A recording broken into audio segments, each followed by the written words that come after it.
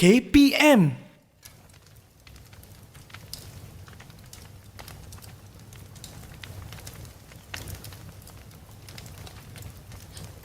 Miss Renuka, I think I'm hearing a whisper from the coal. There it is again. Can you hear that?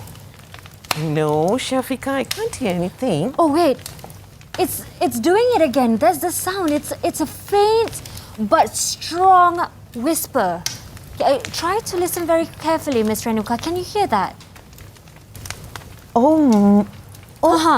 Yeah, it's getting louder and louder, and it's not really a whisper. It's getting to be something a little bit louder, Shafika. Yes, you're right. But Miss Renuka, how can that happen? How can coals have whispers? It's more than a whisper. It sounds like as though it's saying something to us. Yes, I believe it's like trying to say something.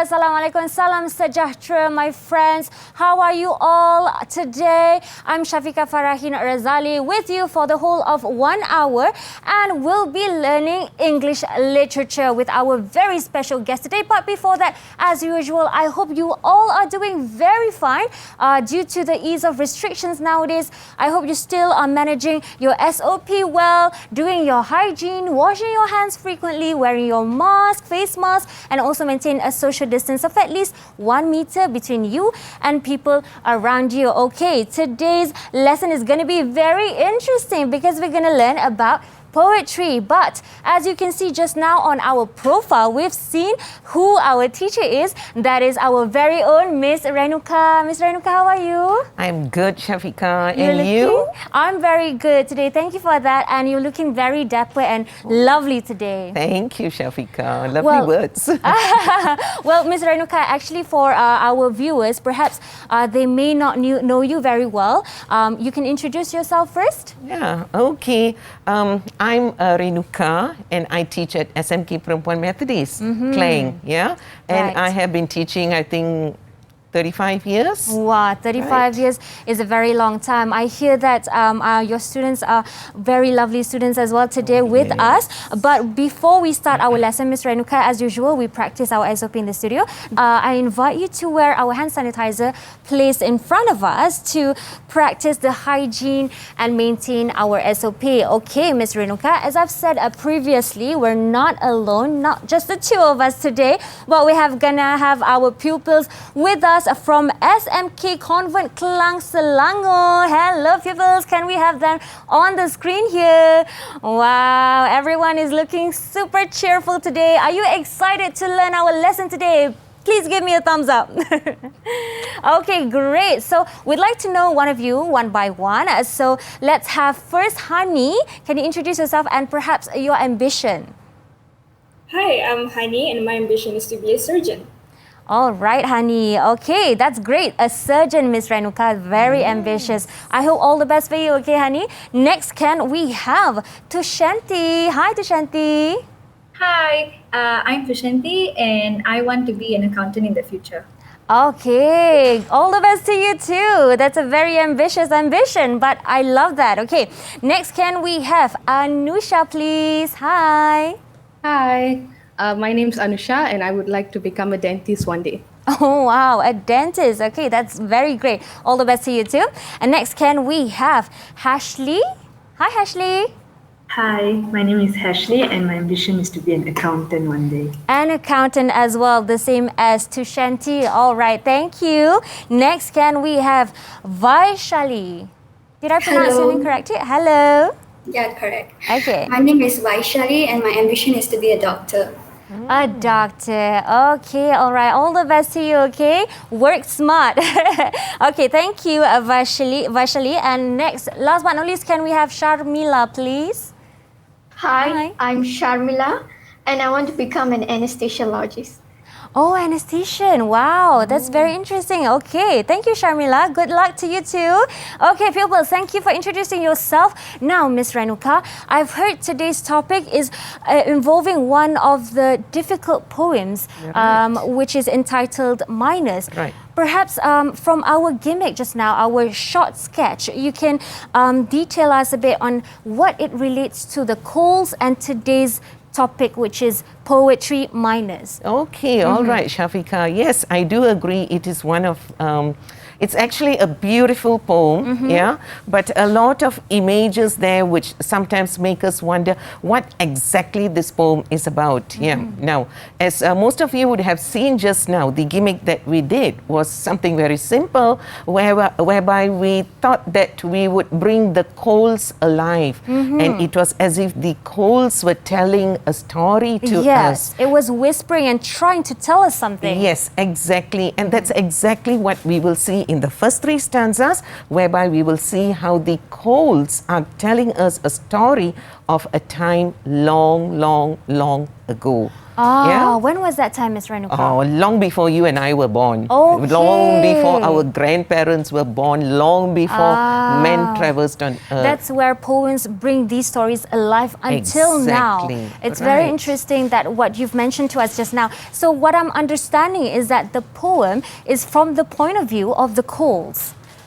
Initially, it starts with the coals, and then later on, the poet himself comes in and he talks about his experiences as a soldier, and he draws parallels with the miners. Wow, what an interesting topic to learn today. I'm very excited to learn. I'm pretty sure our pupils online are very excited to learn. But as usual, we're going to take a short break first, and then we'll come back with the lesson for today's topic, which is poetry minors. So don't go anywhere. We'll be right back on Slot Menengah Atas.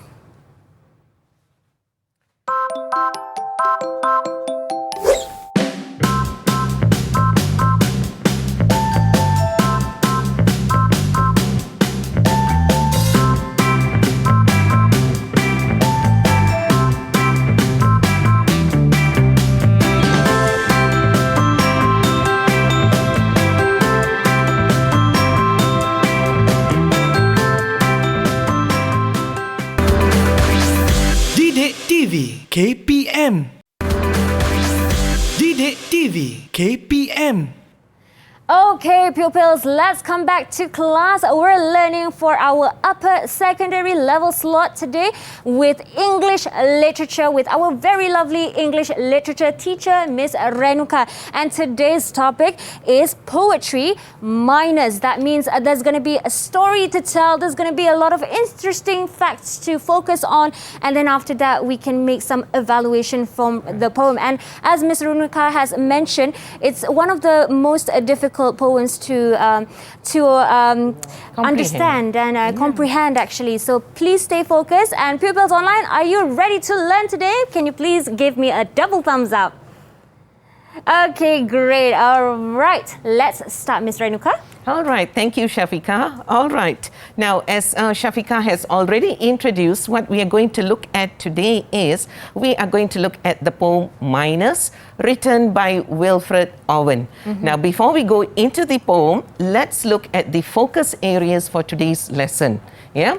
First of all, we shall look at the background of the poet as well as the poem. And from that, we will move on into the poem proper, whereby we will analyze the poem. We shall look at how words make a difference in a poem. We shall look at how literary devices, poetic devices, are used by the writer to make this an interesting piece. Okay, and after we have analyzed the poem, we shall do a little bit of assessment. Right. Yeah. And assessment is going to be not just classroom based, it will also deal with questions which might come out for the SPM. So these are the areas that we would look at in the poem minus by Wilfred Owen. Okay, right. Now, before we go further, girls, I would like to pose this question to you. Now, you can see pictures here of the coal mines, yeah? And these coal mines were in the early 20th century. And at that same time, there are other pictures here which show us the World War I underground tunnels. Wow. Yeah?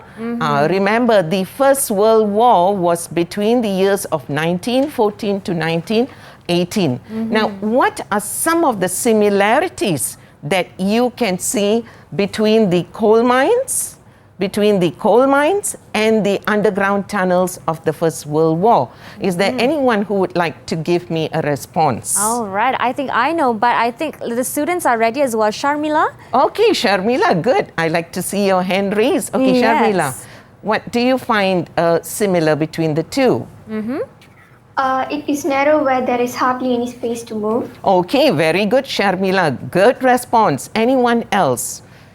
What else can you find between these? Yes, Anusha. Okay, Anusha. The tunnels are rather dark and deep. Okay, dark, deep, narrow. Okay, Vaishali, what about you? It gives a feeling of stuffiness. Okay, so, you know, whoever is there within these tunnels and pits, Yes. you know, they would feel rather stuffy. Excellent answers, girls. Okay, so what you can see here is a similarity between the coal mines in the years, you know, the early 20th century, Right. as well as the period of war during the First World War, when a lot of underground tunnels were built. Okay, Right. so the similarities, you know, in terms of narrowness, the depth, yeah, the stuffiness, the darkness. Can you imagine the feelings of those who had to work in these places, Shafika? Yes, I cannot. Actually, I can understand. Being underground itself is very hot, and the stuffiness, like our pupils mentioned, and even being a soldier on top of the surface is not comfortable as well. Yes, it is not at all comfortable, and it is like us saying death is staring us in the face. Right. Okay? Yes. So with that, let me introduce this poem. If you look at this poem, minus, you notice that there are 8 stanzas here. And the first 7 stanzas are of 4 lines each. Now, each stanza is known as a quatrain because there are 4 lines. But what's different here is the last stanza has got 6 lines. Okay, girls, is there anyone who can tell me why do you think that the last stanza has got 6 lines? Okay, who would It's like your to own try? interpretation. Yes, honey. It is to show that the pain and suffering is an ongoing process and there will be no stop to it. It has happened in the past and it will never stop. All right, beautiful, wonderful answer. Yeah. Uh-huh. So it's like, you know, that's how human lives are. Yeah, we never stop in our pain and suffering, and it is an ongoing process, something which continues. So that could be a reason why this poet has used 6 lines in the last stanza as compared to the other stanzas. Okay, Right. all right. Now, as I said, in poetry, there is no right, there is no wrong, as long as you can support it with evidence. Okay? Right. So now let's look. We shall start by looking at the poet's background first. Wilfred Owen, he lived between the years of 1893 to 1918, which means he died at a very young age. Now, as I mentioned to you earlier, Shafika, Yes. Wilfred Owen was a soldier. He was a soldier. He was a soldier. So can you guess why in 1918 he passed away? 1918, he must have been killed in World War I. Excellent. Yeah, excellent answer. Yes, he was killed in the war. Okay, and this poem was written somewhere in the beginning of 1918, where during a period of time whereby Wilfred Owen was sent back to England from the Western Front because he was injured. Right. And during this period of time when he was in the hospital, he had horrific nightmares.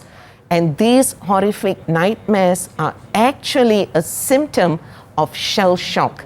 In fact, many soldiers who went through this stage, Right. yeah, many of them went through shell shock. Okay, so if you read Wilfred Owen's poems, his poems mainly deal with the horrific nightmares that he had. Yeah, okay. and in this poem, yeah, one of the images that he brings out is the image of the mines and how the miners are dying in the mines. And this is, I would say, typical of Wilfred Owen's image of the mouth of hell. Yeah, see, the mines were symbolic of the mouth of hell. Yeah, and the miners were the victims of this. I see. Right. The Okay. period of time during the First World War, and when exactly and what exactly made him write this was actually the colliery disaster at Staffordshire on 12th January 1918, a real incident. And in this incident, there were 248 people in the mines on that day. And out of this total, 155 of them died, of which 44 were below the age of 16. So Wow. can you imagine how it would have been like in the mine? Horrible. Horrible, Yeah? because it's not ideal at all for an adult, let alone a youngster who's just developing, I don't know, getting Yes. into adulthood and Yes. trying to survive in the heat and in the stuffiness and the breathing in the narrowness. gases. Breathing the you know, gases breathing as well. in the gases. So don't you think you can see some similarity between these miners and the soldiers who were caught in war when explosions happened? Right, definitely. So, There's got to be a trauma there that you cannot forget. Like you said, Yes. shell shock. Even minors experience the shell shock right, as well. exactly. Very good. Okay, all right. Right. Yes, so that's what we see in the background. Now we are going to look into the poem. So what are we going to look at into the poem? You will notice that this poem actually has got 3 phases. And these 3 phases are with reference to the period of time.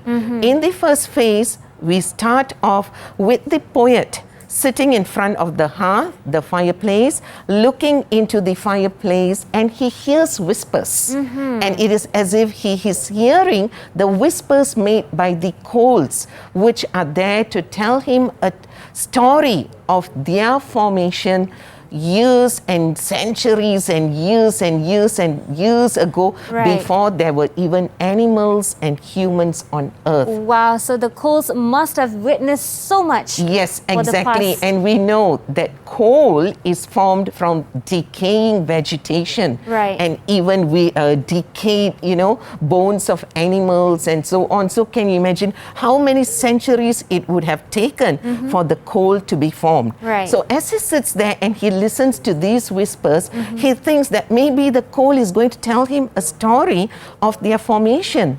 However, along the way, the tone changes when he says, the coals are not really telling me a story of how they were formed. Yeah. They are actually telling me a story of what they saw in the mines. Okay, so you see that period of time shifts from the present, it goes to the past, and from the past, it comes back to the present, and he draws a parallel between the miners as well as the soldiers, Right. of which he was one of them, and he moves on from here into the future, and he says, whoever is enjoying himself in the future is because of what we had sacrificed. Yes, for the So- comfort. The miners sacrifice for the comfort of the people. The soldiers sacrifice for the peace. Exactly. Of the Very good. future. I like that insight. Yeah.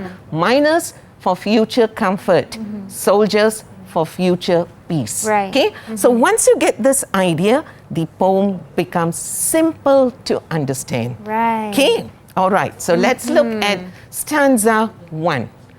There was a whispering in my hearth, a sigh of the coal, grown wistful of a former earth it might recall.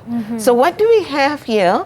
We have the setting here in which the speaker is in front of the hearth, and it seems as if he is in a reverie, thinking of the past, listening to the coals. Now, the interesting part here is that the coals now begin to have a voice. And this is what we say in literature, we call it personification. Personification. Yes, the coal is given a human quality. And how do we see the human quality which has been given in the coal? Girls, can you give me some responses? What words tell us that the coal has been personified? Yes, Tushanti. All right. The words such as whispering, sigh, and wistful gives us an insight of how the coal feels sorrow when recalling its past. Okay, I just asked you for words, but you've given me more The than whole that. thing. And that's wonderful, Tushanti. So we see how the coal has been personified through the use of words like sigh, how it has grown wistful through the use of the word whisper, whispering. So we can see here the coal has been given a human quality, as now the coal seems to be having a voice as it tells a story of the past. Okay? Right. All right. So Okay. what we have here is exactly what we have discussed just now, Right. the personification of the coal. Now, when we study literature, there are words which give us a certain meaning. There are devices which tells us, this is how it is. So we have looked at two things here, personification, and we have looked at the choice of words which makes this an interesting poem. Okay? Right. Right. Miss Renuka, I have to stop you there first because I think in a way our pupils outside as well are trying to digest that it's not just humans that can be personified, that are personified, but coals can have personification as well with the right words used. And as you can see as well, poems are actually easy to understand as long as you understand the meaning of the whole story. So we'll be right back and ready to discover more on the title Poetry for Minors, and we'll be right back with Miss Renuka, but we're going for a short break, so we'll see you after this. Okay.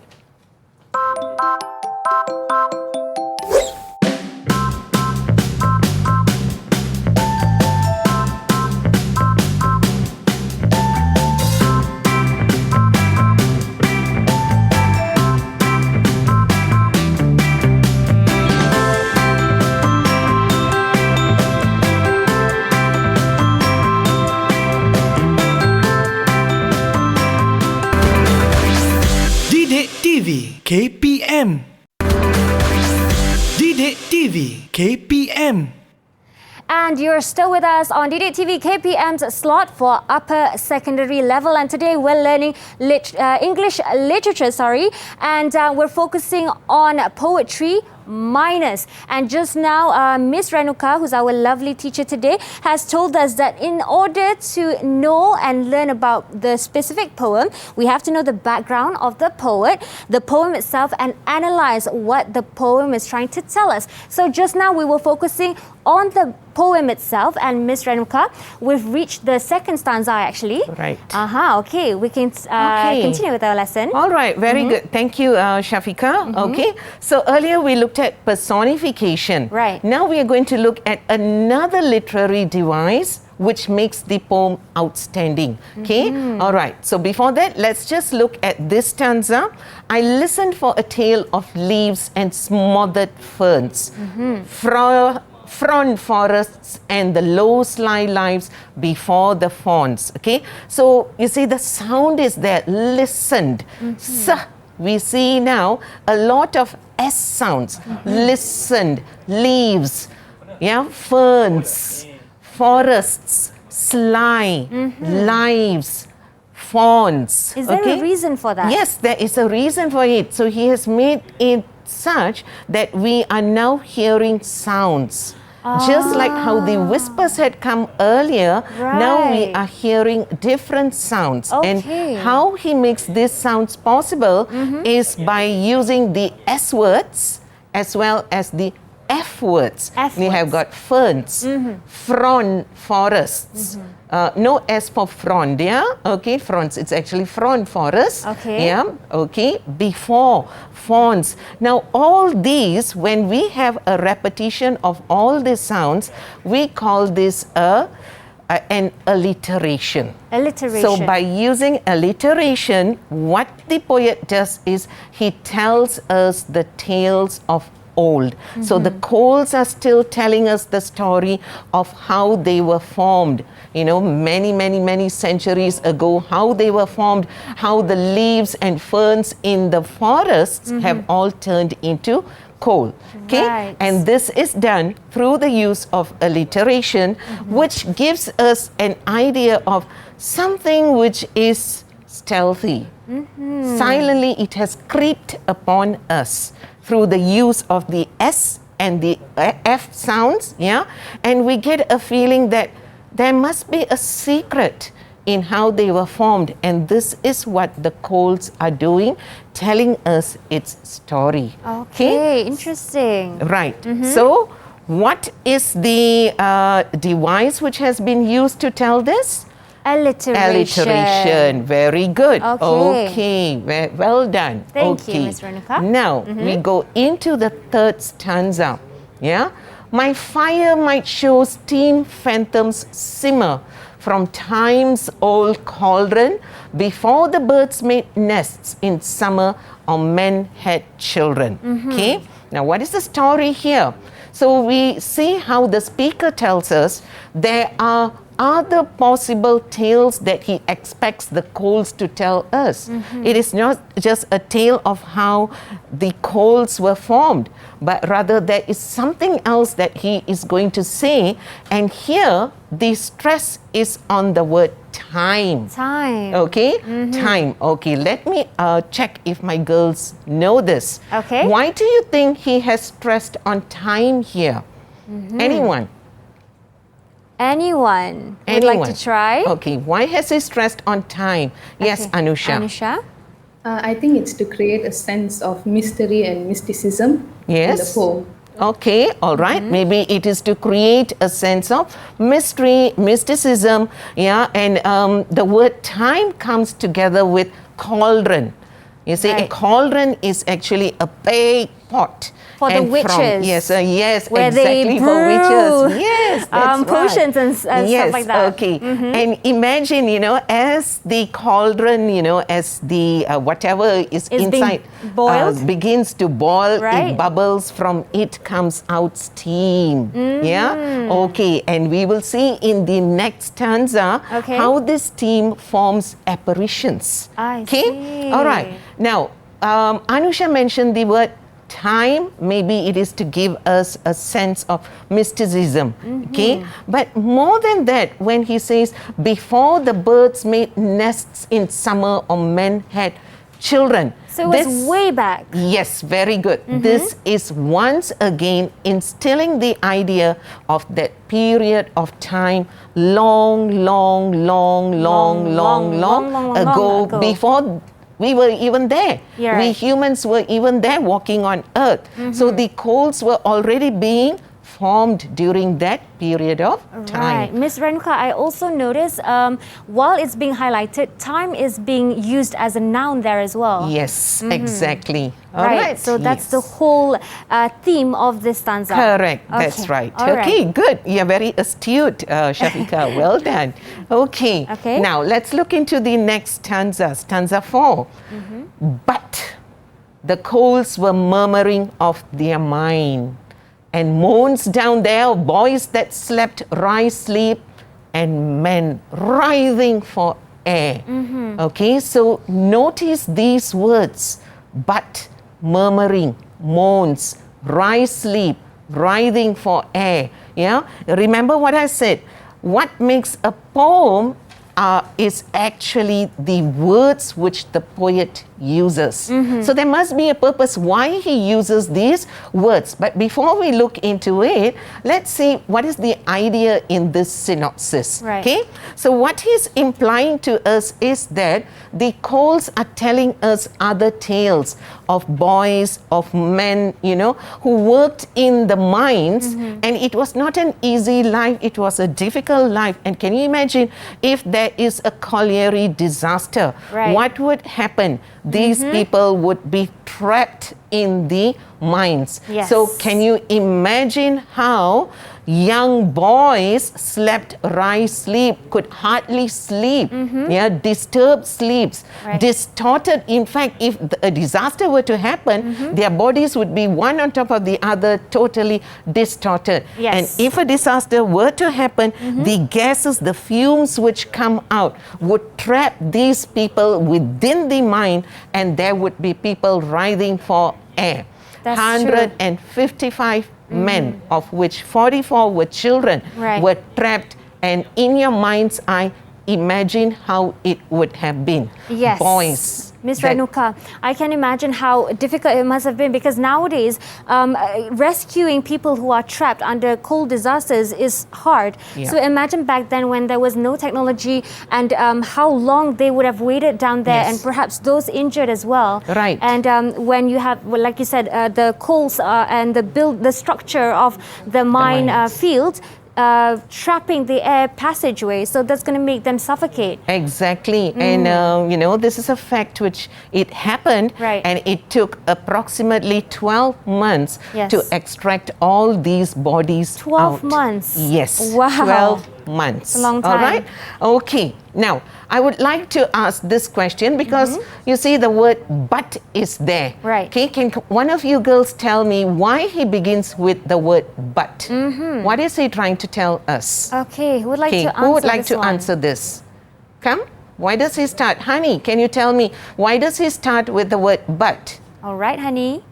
It's just say that it's not about the tale of leaves or ferns like what he made it seem like it was, but it's a more serious matter. It's about the sacrifice of miners and soldiers. Okay, very good, honey. It is actually to show us a change in tone. Right. Yeah, when previously it was a tone of sadness, a tone of melancholy, a tone of reverie, but now it has changed, and we see that he begins to use a tone of frustration, which seems to be coming out, and slowly, with the frustration, there are pent-up feelings of anger, and he has moved from a story of the coals. He says, this is what the coals have seen, how people have died in the mines. Right. Okay, and the words murmuring, moans, rise, sleep, writhing for air, they give you this effect of the torture that they would have undergone. Very strong All right? words there. Yes. Okay. Now from that we move on into stanza 5. And I saw, the I here is the speaker himself, Wilfred Owen. He says, and I saw white bones in the cinder shard, bones without number, meaning so many bones, numerous bones, white bones. White bones means what? Is there Without flesh the in it? flesh, no. Yes, good. No flesh, yeah, fleshless bones, just the bones. So many bones, you cannot even count the number of bones which are there. Right. For many hearts with coal are charred, and few remember. Notice the conjunctions and. Earlier it was but was to but. show a contrast. Yeah. And here, the two ends here tell us it's a continuity of idea. This is what I've seen, and this is what is going to happen. This is how it's going to be. Right. Yeah, so there's no stop to it. And. Okay, continuity of ideas. So in this stanza, what he does is he shifts to the first person when he uses the word I. So the speaker here, which is Wilfred Owen himself, recalls seeing the white bones in hot fragments of partly burned coal. Right. Okay? And in this stanza, actually, he is not just talking about the miners, he is gently moving on into his own experiences as a soldier. Right. Yeah? Okay, so we see a flashback of his war service, whereby he had seen numerous bones of his friends, his comrades, or even the enemies. He had seen this. And that is why, remember, he was treated for shell shock. It's not easy to fathom seeing these things in front of you. Right, Ms. Renuka. And I believe the last sentence, even with 3 words there, he is saying that he's taking a step into his own experience, being shell-shocked from the war. Yes. So I believe poems have a way of doing that, where there's only a few words, but you can get it to flash back to a moment later or after. Excellent. Right. Yes, exactly. And you see, using these words, you can see the pent-up frustration within him slowly coming out. Right, Ms. Renuka. Okay, we'll be continuing with stanza 6 right after this break. But to flash back on what we've learned so far, we've learned from stanza 1 and until 5, and we've learned about how to personify certain elements like calls and using alliteration to emphasize on your meanings and also a stress in time. And also, as I noticed, it grows into a more serious and deeper tone towards every stanza. Exactly. All right, pupils, I hope you enjoyed that session. We're going to go for a short break. Right after this, we're going to continue. So we'll see you right back on Didik TV KPM.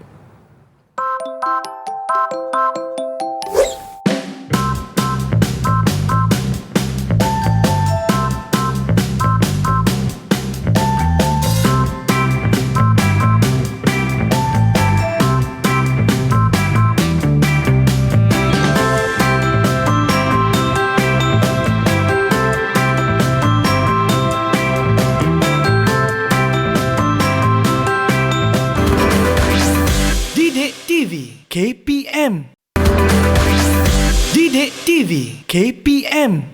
Okay, pupils, let's go back to class. We're learning English literature today with Miss Renuka and with our topic today, which is poetry on minors. And just now we've reached stanza 5, which, like I said before, from stanza 1 to stanza 5, it gets deeper and deeper as we go along. So right now we've reached stanza 6, the second last of the third last of the whole poem. All right, Miss Renuka, let's move ahead. Okay, thank you, Shafika. So now let's look at stanza 6. I thought of some that worked dark pits of war and died digging the rock where death reputes, peace lies indeed. Okay, a little bit tricky in the choice of words. Yeah, so here we can see how Owen puts himself into the situation as one of the soldiers who had seen how many soldiers of war had died while digging the rock. The digging the rock here is with reference to digging the underground tunnels during World War I. Okay, and when he uses words like where death reputes, peace lies indeed, again the idea of using personification is seen, whereby death and peace, two contradictory things, two contrasting things, they are there together in the last 2 lines of this stanza. Okay, now when he says death reputes, peace lies indeed, what he's actually trying to say is, you know, in this underground tunnels, whether it is the mines or whether it is the underground tunnels during World War I, yeah, chances of you dying, the chances are very high. And that's something which can happen. And what happens when you die? You get eternal peace. So that is why he has got the idea of how people had died digging the rock where death reputes, where death is to be, peace lies there, you know, and you would hope to have peace to end your pain and suffering that you go through. So again, the choice of words, the personification of death and peace, clearly shown here. Now, the next one that we have in stanza 7. Comforted ears will sit soft-chaired in rooms of amber. The years will stretch their hands, well cheered by our life's amber. I'm going to look at 2 things here. First one here is comforted years. This is in reference to people in future years will sit comfortably in soft chairs in front of the hearth. And therefore, he uses the word amber, which gives a warm glow, a sense of security, a sense of warmth as you sit there. But in the next 2 lines, he says, the years will stretch their hands, meaning years and years from now, many years, whether it is tens of years, hundreds of years, but the years will stretch. That means it's a time in the future. Right. Whoever sits there will be enjoying themselves. Yeah, because you are sitting in front of the fire, the hearth. You are sitting in front of it. Now, the second use of ember gives you the idea of the bones which have been charred, or even the coals which have been charred. So we see a contrast between ember, warmth, and the second ember, death. Okay, so he has cleverly used color contrasts, color imagery to show this to us. Okay, and moving on, let's go on into the last stanza when he says, the centuries will burn rich loads with which we groaned.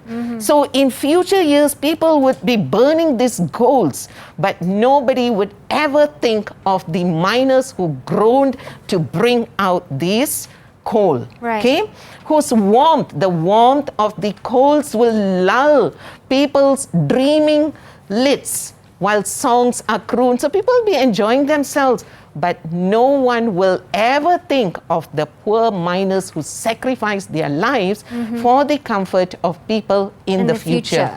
But, see the word but. People will do all these things, happy, they are safe, they are secure, they are warm, but will they remember us? So he uses but. But they will not dream of us. And he has put himself into it. I am a soldier. Those are the miners. We all sacrificed our lives for you, for your comfort. But will you remember us? No way. But they will not dream of us poor lads lost in the ground. So they will not remember the miners, they will not remember the soldiers, and that is where we can see clearly how angry, frustrated he is that future years will happen, but nobody will ever think of what they had done for your comfort and your safety.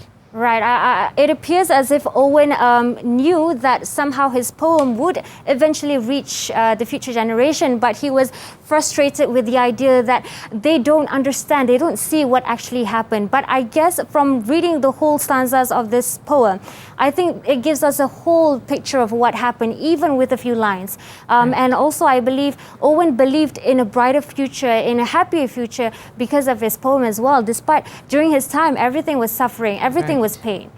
So I believe for our students online, I hoped you got all the stanzas in and understood what every lines meant and how it developed into stronger meanings. All right, Ms. Renuka, we've reached the end of this show, but before we end the show, can you give a bit of a conclusion for our overall lesson today? All right, so what we have looked at here are these things, okay? So we have looked at these aspects, yeah? We have looked at the language, form, and the structure of the poems. We have looked at how words make a strong meaning to the poem. So my advice to you, because you are SPM students, you are going to study for the exams, these are the things that you should look out for. Make sure you know all your poems, there are 10 poems, know all your 10 poems very well. Analyze them thoroughly. Look at the language, look at the poetic devices, and most importantly, you should be able to say, what is the purpose of using these words? What is the purpose of using the poetic devices? Don't just say, oh, he has used personification, he has used repetition. No, you don't just give that to me. Go beyond that. Tell me why he has used it. What is he trying to tell us? Okay? Know the themes of the poems, like this poem is mainly about sacrifice, the suffering, pain, and dying. Know these themes because these themes will be related to your answers. And most importantly, make sure you answer according to the needs of the question.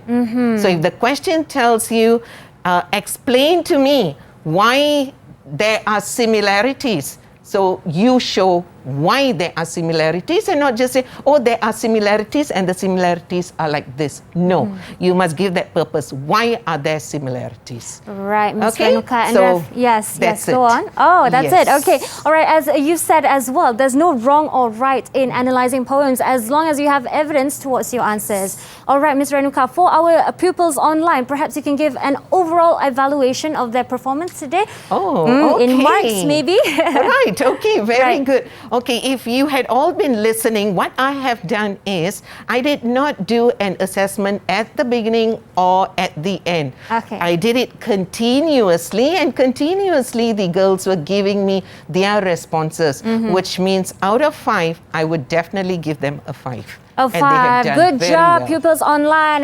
Clap, a round of a clap for yourself. And also, Ms. Renuka, for extra exercises for our pupils at home, where can they go? Okay, at present the materials are being uploaded into Sumberku. Yeah, so I think by the end of this month you should be able to access the materials from there. You can also get notes, from the internet.